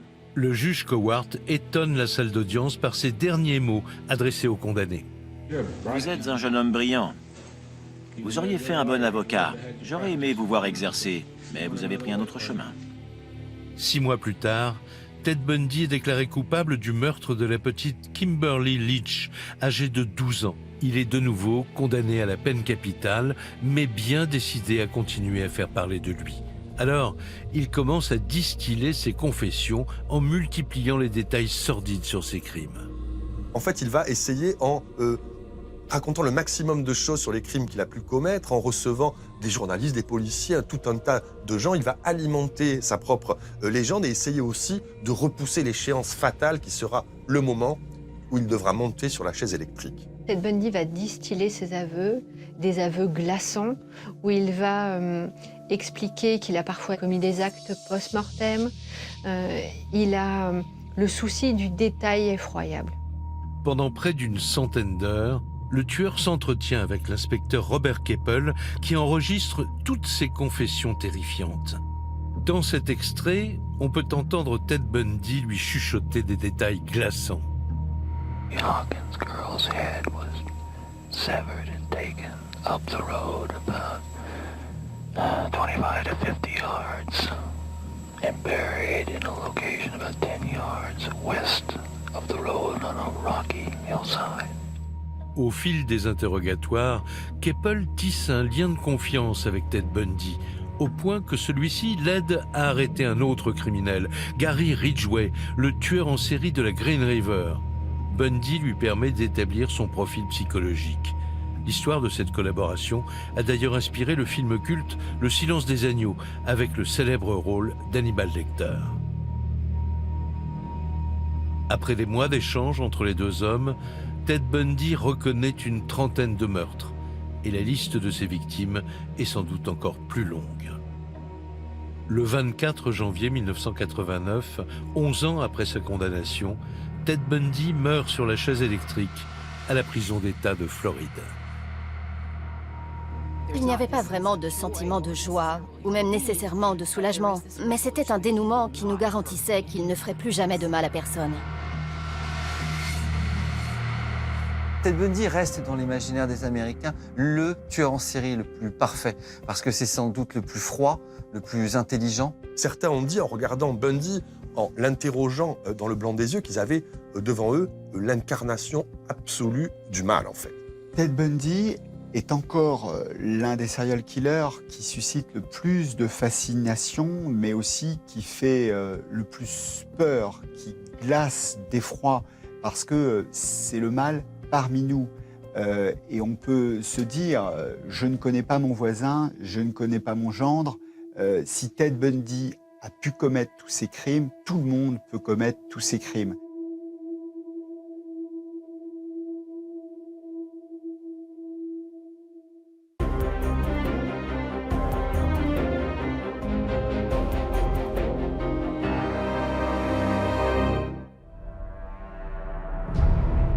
Voici John Wayne Gacy, l'un des tueurs en série les plus célèbres d'Amérique. Un homme insoupçonnable et pourtant terriblement machiavélique. De l'extérieur, John Wayne Gacy, c'est un notable, un entrepreneur, c'est monsieur tout le monde. Chaque jour, on avait de nouveaux gros titres. 3e corps, 8e corps. Il a avoué avoir tué 33 personnes. Il a cette jouissance de faire du mal. Citoyen modèle le jour, tueur sadique la nuit. Un double visage effrayant qui a traumatisé le monde entier. Dans le livre de Stephen King, ça, on a un clown tueur, mais c'était de la fiction. Mais John Wayne Gacy était un clown tueur et il était bien réel. La torture que Gacy a infligée à Robert Donnelly est caractéristique du tueur en série sadique. Il reviole et voilà, c'est une boucherie.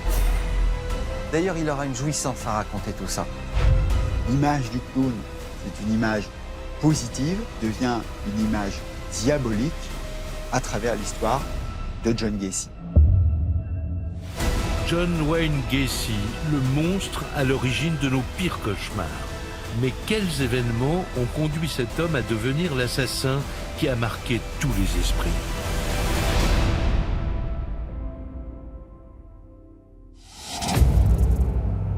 Chicago, dans l'Illinois, au milieu des années 40. C'est dans un quartier ouvrier du nord de la ville que vit la famille Gacy. Le couple a 3 enfants, Joanne, l'aîné, John et sa petite sœur Karen. John Gacy père était un type un peu dur, un Polonais qui avait grandi à Chicago, et il buvait beaucoup. Il y a des histoires qui racontent qu'il descendait au sous-sol pour boire du cognac, et que c'est comme ça qu'il gérait ses problèmes. Dès qu'il rentre alcoolisé, le père de famille fait alors régner un climat de terreur à la maison. On sait que son père se montrait très violent avec ses proches, verbalement comme physiquement, et qu'il rabaissait énormément le jeune John Wayne Gacy. Son père espérait beaucoup avoir un fils, espérait que ce fils corresponde à un certain nombre de ses critères, de ce que devait être un homme. Et John Wayne ne correspond pas du tout aux attentes de son père. Tu fais encore du jardinage? Je t'ai pas dit que c'était pour les filles, ça? Adolescent, John fait tout son possible pour plaire à son père.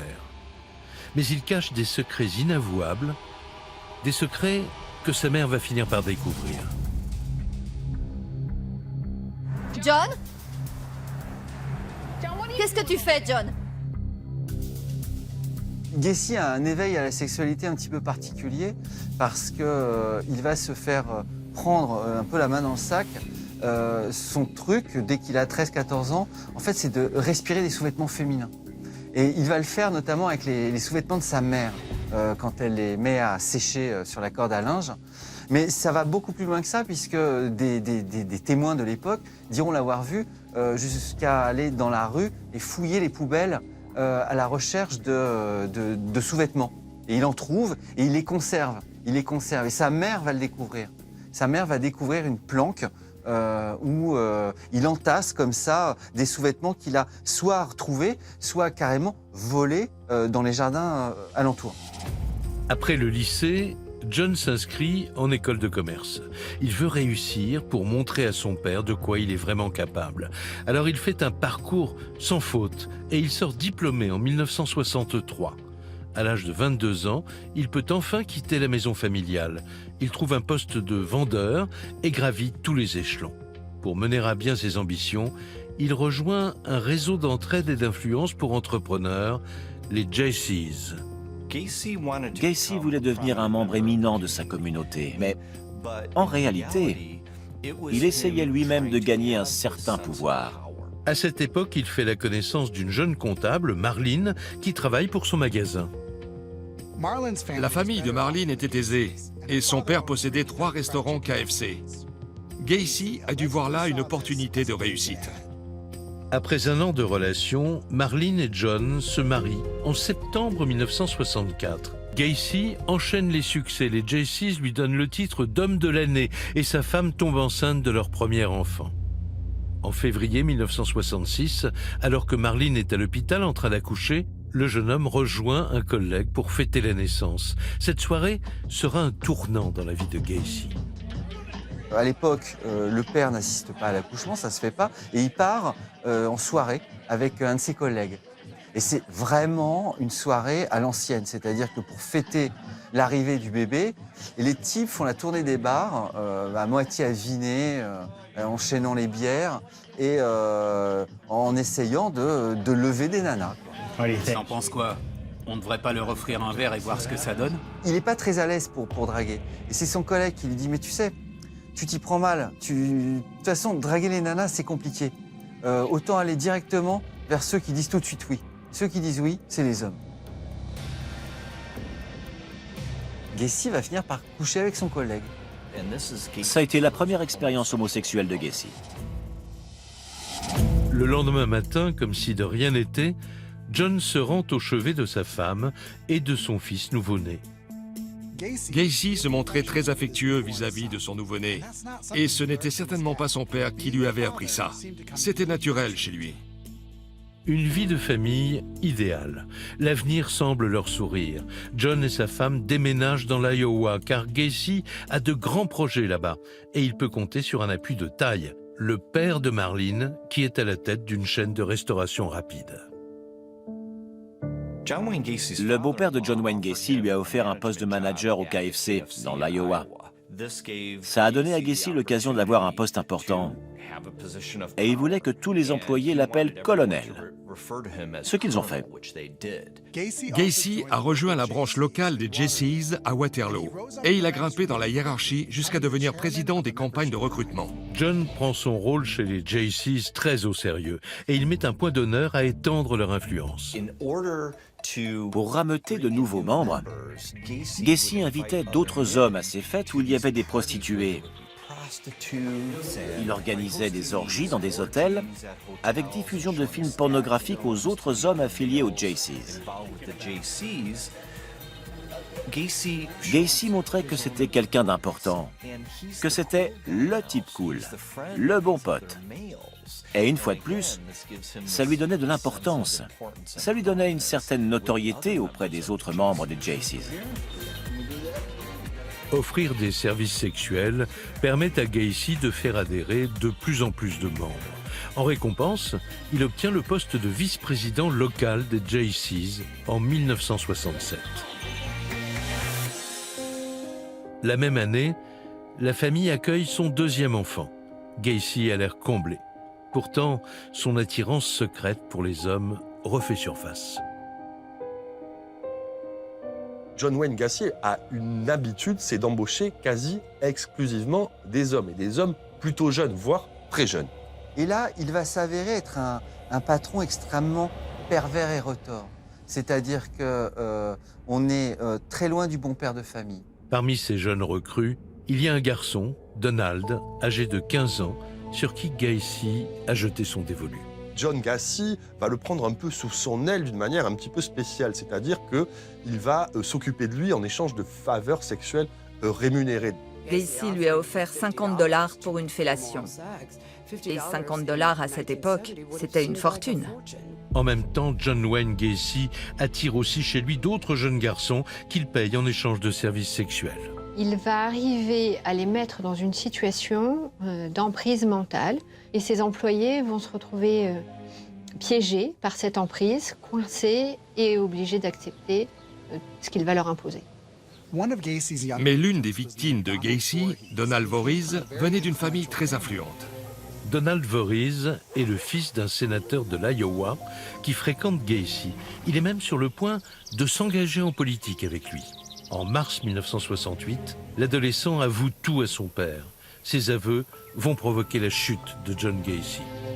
Donald était tellement mal qu'il a avoué à son père ce que Gacy lui faisait subir. Ils sont donc allés voir la police et Gacy a été arrêté pour sodomie.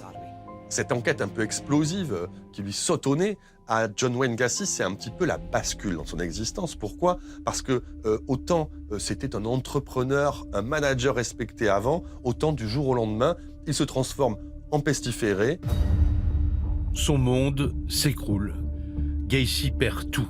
Il est inculpé pour viol, puis condamné à 10 ans de prison. À l'annonce de cette condamnation, sa femme, Marlene, le quitte. Je ne suis pas d'accord pour divorcer. Ton père te raconte des bobards. Gacy ne reverra jamais sa femme ni ses enfants. En prison, John est un détenu modèle et il espère bien que son comportement va lui permettre d'alléger sa peine. Pendant son séjour en prison, Gacy a été évalué par un psychologue. Et ce psychologue a dit qu'il y avait peu de chances pour que Gacy fasse à nouveau preuve d'un comportement antisocial à l'avenir. Donc, à cause de la recommandation de ce psychologue, Gacy a été libéré plus tôt. Il a purgé 2 ans sur une peine de 10 ans de prison. Seulement 2 ans. Le 18 juin 1970, John Wayne Gacy est donc libéré après avoir purgé moins de 2 ans de prison. Il retourne alors à Chicago et il s'installe chez sa mère, car ici, personne n'est au courant de son passé. Et très vite, il reprend une vie normale. Il redevient un membre actif des Jaycees locaux, puis il se lance dans une nouvelle carrière. Une fois à Chicago, il a monté son entreprise de construction, PDM, et les premiers employés qu'il a embauchés étaient des jeunes garçons de 14 à 25 ans. En mai 71, John se met à fréquenter Carol Hoff, une femme divorcée et mère de 2 filles. Peu de temps après, la petite famille emménage ensemble. Il était adorable avec les 2 filles de Carol. Elle l'appelait papa et le considérait comme leur père. Il se comporte véritablement en père et en mari idéal. C'est l'Américain un peu joufflu qui organise le dimanche les barbecues avec les voisins, quoi, et puis qui fait des cookies dès qu'il y a un nouveau dans le quartier. De l'extérieur, John Wayne Gacy, c'est un notable, un entrepreneur. Personne ne sait à cet endroit qu'il a fait de la prison pour des affaires de mœurs. C'est monsieur tout le monde. Gacy mène en apparence une vie de famille idéale. Mais une nouvelle fois, son attirance pour les jeunes garçons est sur le point de le rattraper. Et tout va basculer en janvier 1972, alors que Carol est absente pour le week-end. John est allé à la gare routière à la recherche d'un coup d'un soir. Et il y a rencontré Timothy McCoy, qui revenait de ses vacances de Noël. John Gacy et McCoy passent la nuit ensemble. Le lendemain matin, tandis que le jeune homme prépare le petit déjeuner, Gacy se serait senti tout à coup menacé. Qu'est-ce que tu fais? Ah, vache! T'es dingue! Non, non, non! S'il te plaît! Arrête, s'il te plaît, non! Il l'a poignardé et l'a tué. Il a dit qu'il y avait du sang partout. Et lorsqu'il commet son premier crime, eh bien, il a un déclic. Ce crime provoque chez lui un orgasme, provoque chez lui une réaction si puissante qu'il va vouloir reproduire par la suite ce qu'il ressent ce jour-là. Et il a dit qu'à ce moment-là, sa femme étant absente, il avait tiré le corps jusque dans le vide sanitaire sous la maison. Et il nettoie la cuisine. Ça va lui prendre plus d'1 heure pour faire disparaître toute trace de sang, tellement il y en a partout, ça a giclé dans tous les sens. Et il dira d'ailleurs que c'est au dernier moment, au moment même où sa nouvelle compagne fermait la porte de sa bagnole avant de rentrer dans la maison, qu'il passe le dernier coup d'éponge. Papa, t'es rentré? Salut les filles, vous allez bien? John Gacy vient de commettre un meurtre, mais il reprend aussitôt le cours de sa vie. Le couple se marie en juillet 1972 et donne l'image d'une famille unie. Mais Rapidement, Carol commence à remarquer des comportements étranges chez son mari. Carol, sans faire le lien, a trouvé des preuves du fait que Gacy avait des relations sexuelles en dehors de leur mariage, et avec de jeunes hommes. Dans le garage, elle a trouvé un matelas sur le sol, ainsi que des sous-vêtements en soie dont il s'était servi pour prendre du plaisir tout seul. Apparemment, ces sous-vêtements lui rappelaient sa mère. Carol trouve également plusieurs portefeuilles appartenant à de jeunes hommes qu'elle n'a jamais vus. Alors elle demande des explications à son mari.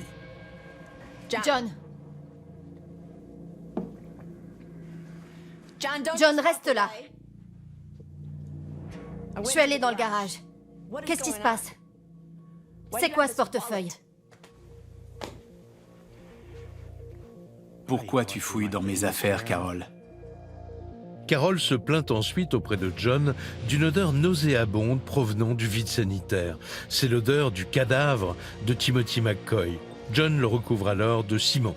Plus tard, il demandera à ses employés de creuser des tranchées sous la maison en prétextant des travaux. Sans le savoir, il creuse en fait les tombes de ses futures victimes.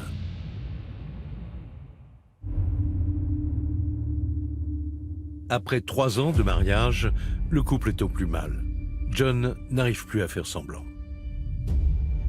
Il va finir par lui avouer qu'effectivement, il est bisexuel et qu'il n'a plus envie d'elle. Je ne peux pas.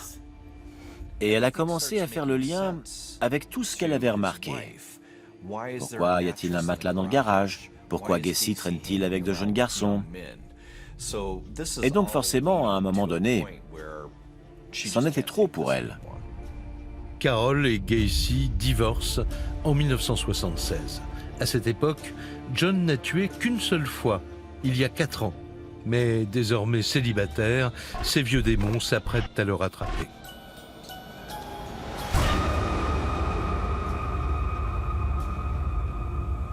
C'est là que sa vie rebascule à nouveau, il se retrouve un peu seul, livré à lui-même. Et là, il va commencer une nouvelle carrière de quoi? De clown. En fait, il se crée un personnage, Pogo le clown. Il s'habille en clown, de pied en cap. Et en fait, avec ce personnage, il va faire des spectacles à caractère un peu humanitaire. Il récolter des fonds, aller dans les hôpitaux pour amuser les enfants malades. Et donc, ce personnage, à partir d'un moment, dans cette banlieue de Chicago, ce Pogo le clown si sympathique commence à faire partie un peu du paysage. Et ça participait de cette poudre aux yeux qui était son existence. C'était un peu « regardez là, comme ça vous ne verrez pas ce qui se passe ici ». Ce qui frappe chez John Wayne Gacy, c'est qu'il a vraiment cette double face. Et quand on sait ce qu'il est capable de faire dans sa vie de l'ombre, le contraste est vraiment saisissant. En décembre 1977, John Wayne Gacy cède de nouveau à ses pulsions. Il enlève dans la rue un jeune homme qu'il ramène chez lui. Il s'appelle Robert Donnelly. Il le viole et le torture. La torture que Gacy a infligée à Robert Donnelly est caractéristique du tueur en série sadique. En fait, John Wayne Gacy a toute une panoplie de tortures à son actif. En fait, ses victimes, il fait des simulacres de noyade, il les brûle à la cire, il les étrangle au garrot très très lentement. En fait, il a tout un tas de trésors dans les tortures auxquelles il se livre. Il raconte ce qu'il est en train de faire. Il raconte. Et il annonce déjà la mort, souvent. Tu vois, il commence à... tu vois, je vais te serrer le cou. Là, je te le serre un peu. Et puis, il laisse respirer. Et il recommence, il reprend. Et il reviole. Et voilà, c'est une boucherie. Tueur sadique la nuit, Gacy est un citoyen modèle le jour, en divertissant les enfants malades, déguisés en Pogo le clown. Il s'implique également dans sa communauté et s'engage pour la campagne de Jimmy Carter en 1976. Il finit même par rencontrer la femme du candidat, Rosalynn Carter. Il va même obtenir la possibilité d'une photo avec la future première dame. C'est quand même le tueur en série à côté de la première dame des États-Unis. John Wayne Gacy a comme particularité d'être plutôt bien implanté dans sa ville, dans la gestion et l'organisation de la ville, dans des associations. Il a un bon réseau et il est, de prime abord, hors de tout soupçon. En fait, il a un côté bon samaritain et donc personne personne ne peut le soupçonner d'être un tueur en série aussi abominable. Viol, torture, meurtre, Gacy enchaîne les crimes. Mais il prend de moins en moins de précautions. Le 11 décembre 1978, John Wayne Gacy, qui gère son entreprise de construction, a rendez-vous dans une pharmacie proche de chez lui. Gacy s'est rendu dans cette pharmacie pour faire affaire avec les propriétaires. Et c'est là qu'il a vu Rob Pist. Gacy voit là une nouvelle proie qu'il s'empresse d'aborder. Il a dit à Rob qu'il aimerait l'embaucher, mais c'était l'anniversaire de la mère de Rob, et elle était venue le chercher au travail.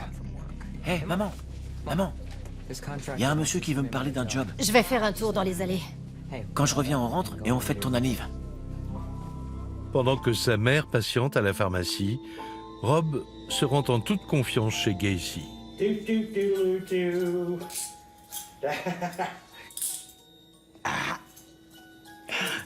Tada!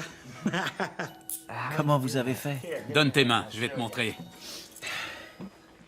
Ouais. C'est quoi l'astuce? L'astuce, Rob, c'est de ne pas être stupide.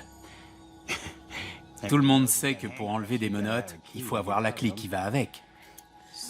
Donc la question est, est-ce que tu as la clé ou est-ce que tu es stupide? Ça ira sur le répondeur. Ah, bon sang.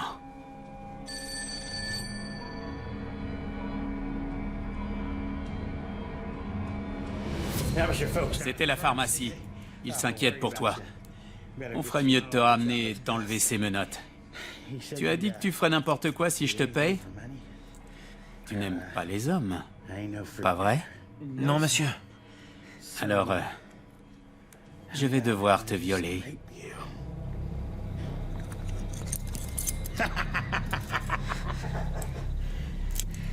J'ai cru que vous alliez me tuer, monsieur Gacy. Et si je te montrais un dernier tour pour la route? Il est marrant. Tu vois, t'enfiles ça et tu attaches ici, puis tu tournes, et tu tournes, et tu tournes. Le téléphone de John Wayne Gacy continue de sonner tandis que Rob Pist rend son dernier souffle. C'était la tante de Gacy qui lui disait que son oncle était sur le point de mourir.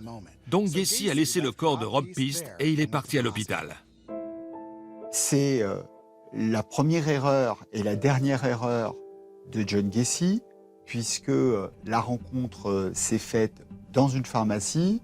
Il y a des gens qui ont assisté à cette rencontre, qui ont vu l'homme et le garçon s'en aller ensemble de la pharmacie. Et ensuite, eh bien, ça va déclencher une enquête. Pour la police, Gacy serait donc le dernier à avoir vu vivant le jeune garçon. Ils partent aussitôt l'interroger. Il paraît qu'il est clown. Bonjour, vous allez bien? On vient pour la disparition d'un mineur vu pour la dernière fois avec vous à la pharmacie hier soir. Ouais, j'étais à la pharmacie pour mon boulot et j'ai vu 2 garçons. Mais c'est tout, j'ai dû partir et aller à l'hôpital pour voir mon oncle mourant. Mais je suis arrivé trop tard, il était mort. Mais comme vous êtes l'une des dernières personnes à avoir vu Rob Pist, il faut venir au poste pour remplir une déposition. Je ne peux pas venir maintenant, j'ai des choses à faire. Je viendrai plus tard, Gacy a pris le corps de Rob Pist, l'a enroulé dans un tapis, l'a mis dans sa voiture et est allé jusqu'à la rivière pour se débarrasser du corps. Mais l'enquête s'accélère. La police découvre que Gacy a un casier pour viol. Et ça change tout. Il devient donc leur suspect numéro 1. Ils se rendent de nouveau chez lui, à la recherche de Rob Pist. Après avoir obtenu notre premier mandat de perquisition, on a trouvé 3 permis de conduire dans sa chambre.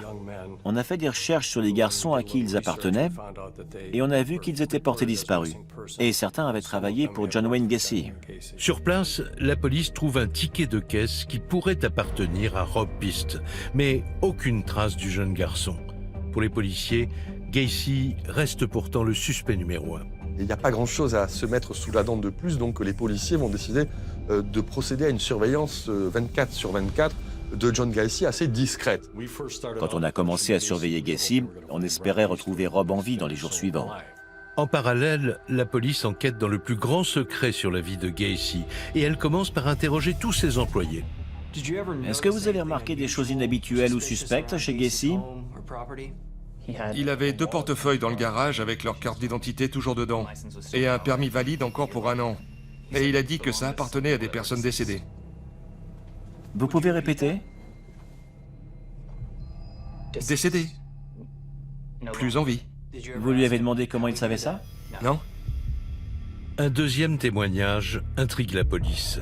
Un garçon de 17 ans aurait également mystérieusement disparu seulement 1 semaine après avoir commencé son travail pour Gacy.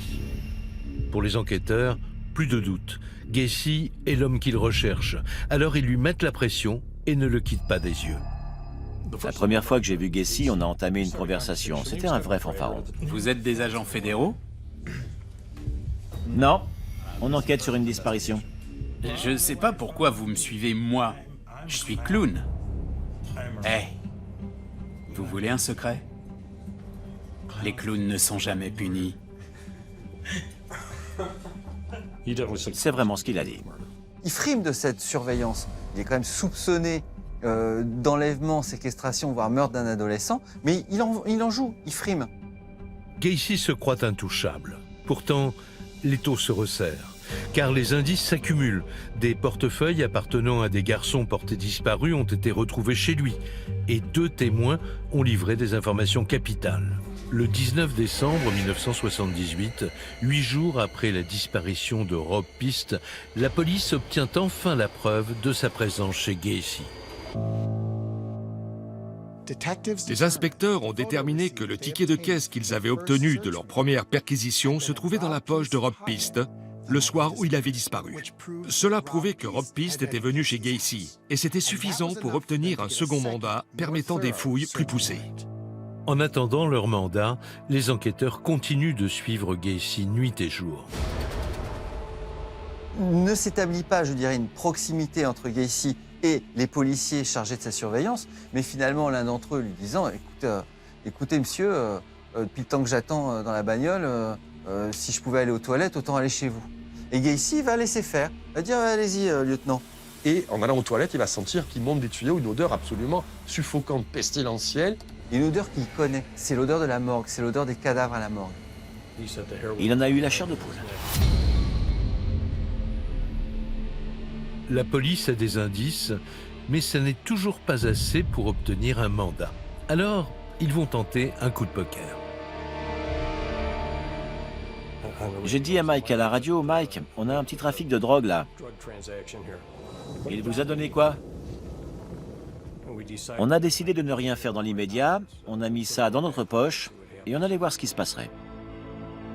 Gacy est pris la main dans le sac en train d'acheter un petit sachet d'herbe. C'est le prétexte que cherchaient les policiers. Il est aussitôt interpellé pour trafic de stupéfiants. John Gacy, on vous arrête pour trafic de marijuana. Qu'est-ce que vous faites? Allons, mais qu'est-ce que j'ai fait?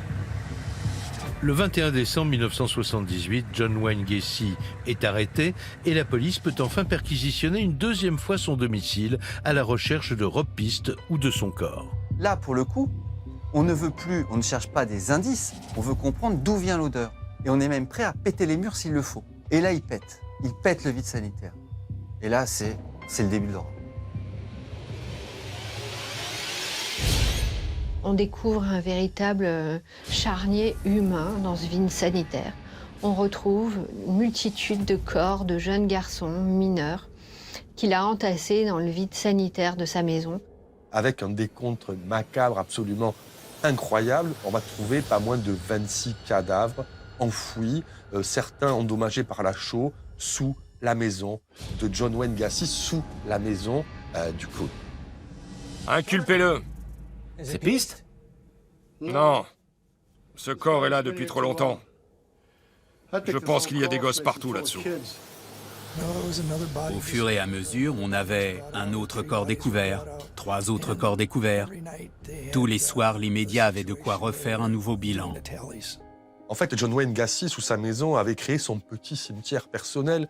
Et en fait, le profil des victimes qu'on parvient à extraire de ce sous-sol, en fait, c'est un petit peu le même. C'est des jeunes gens assez, la plupart mineurs, 15, 16, 17, 18 ans, qui avaient tous le même profil, hein, des braves garçons, et qui étaient un petit peu tombés dans le piège, dans les filets de John Wayne Gacy. On a alors inculpé Gacy pour meurtre. Gacy est placé en salle d'interrogatoire et rapidement, il passe aux aveux.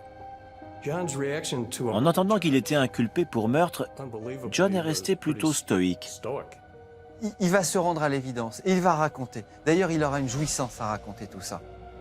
Au total, Gacy avoue en détail les meurtres de 33 jeunes garçons qu'il aurait commis en l'espace de seulement 6 ans. 26 cadavres sont enterrés sous sa maison. Et il explique avoir jeté Rob Piste à la rivière. À chaque fois, il les violait, les torturait, avant de les assassiner froidement. Après avoir tué les victimes, il leur enfonçait leurs sous-vêtements dans la gorge. On apprendra qu'en fait, parfois, il séquestre les garçons 2 par 2, les jeunes garçons 2 par 2, et qu'il en tue un devant l'autre, hein, pour être bien sûr de l'effet qu'il peut faire, et qu'après, il donne la mort à l'autre. Au cours des aveux, il a dit « Il y a des fois où j'immobilisais les garçons, comme ça je pouvais les laisser tout seuls, puisqu'ils ne pouvaient plus bouger, et j'allais enfiler mon costume de clown. Le clown méchant, il disait. Et effectivement, c'était un clown très effrayant. Puis il torturait les gamins un peu plus longtemps, et déguisé en clown maléfique, il les tuait. » John Wayne Gacy, il a cette particularité, avant la mort, de mettre beaucoup de douleur, de souffrance et de torture. Il a cette jouissance de faire du mal, de faire peur, d'être effrayant, en sachant que finalement, il finira par les tuer, mais il fait vraiment durer son propre plaisir et la souffrance de ses victimes. À un moment donné, il m'a dit « Je ne passerai pas une journée en prison pour ça. » Il allait plaider la folie. Mais les gens sont surpris quand ils m'interrogent au sujet de la santé mentale de Gacy et que je leur réponds qu'il n'était pas fou du tout. C'était juste le mal en personne. À l'ouverture de son procès, Gacy plaide la folie, mais il ne convainc personne. Après seulement 2 heures de délibération, le jury le déclare coupable. Il est le tueur en série qui a reçu la plus lourde sentence de l'histoire. Pour ses 33 meurtres, il écope de 21 condamnations à la perpétuité et 12 peines de mort. Le procès a été tellement fort émotionnellement que tout le monde pleurait à la fin. Le juge, les jurés, tout le monde. Sauf John Wayne Gacy. Le 10 mai 1994, 16 ans après son arrestation, John Wayne Gacy est exécuté. Et même avant de mourir, il n'a montré aucun remords. Ses derniers mots ont été « Je vous emmerde ». Ce qui fait que John Wayne Gacy reste dans l'histoire criminelle américaine comme un serial killer qui suscite la fascination, c'est d'abord l'image du clown. Cette image du clown qui a donné naissance à une production cinématographique. On pense évidemment au film Ça. Le clown meurtrier va devenir finalement, sous l'invention de Gacy, va devenir un des personnages récurrents de la pop culture américaine. Et c'est ça qui effraie l'Amérique. L'image du clown, c'est une image positive qui devient une image diabolique à travers l'histoire de John Gacy.